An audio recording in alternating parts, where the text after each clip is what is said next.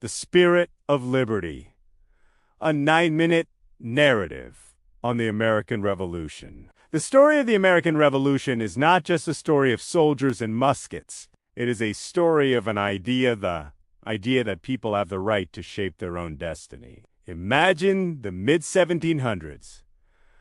The 13 American colonies were flourishing, but they were under the tight grip of the British Crown. After the French and Indian War, Britain was in deep debt and looked to the colonies to pay it off. They imposed taxes like the Stamp Act and the Tea Act without giving the colonists a voice in Parliament. The cry of no taxation without representation began to echo through the streets of Boston and Philadelphia. By 1775, the tension reached a breaking point. In the early morning mist of April 19th, at Lexington and Concord, the first shots were fired. No one knows who pulled the trigger first, but that shot, heard round the world, started a fire that would consume an empire. Enter George Washington, a man of immense character and patience. He was chosen to lead a continental army that barely existed. These weren't professional soldiers. They were farmers, tailors, and shopkeepers. They were outgunned, outtrained, and facing the most powerful navy on the planet. Yet, on July 4th, 1776, the leaders of the colonies stood together in Philadelphia to sign the Declaration of Independence. They weren't just signing a paper. They were signing their own death warrants if they lost.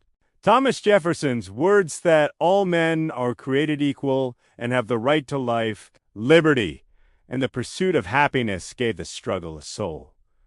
The years that followed were brutal. We often remember the victories, but we must remember the suffering. Think of the winter at Valley Forge in 1777. Washington's army was starving, freezing, and dying of disease.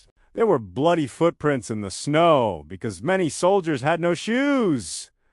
But even then, they didn't quit. Washington stayed with his men, suffering alongside him, which earned him a loyalty that money couldn't buy. Then came the turning point at Saratoga. This victory was so significant that it convinced France to join the war as an ally to the Americans. With French gold, ships, and troops, the tide began to turn. The British, led by Lord Cornwallis, eventually found themselves backed into a corner in a small tobacco port called Yorktown. In October 1781, surrounded by Washington's troops on land and the French fleet at sea, the British surrendered. As the British marched out, their bands reportedly played a tune called "The World Turned Upside Down."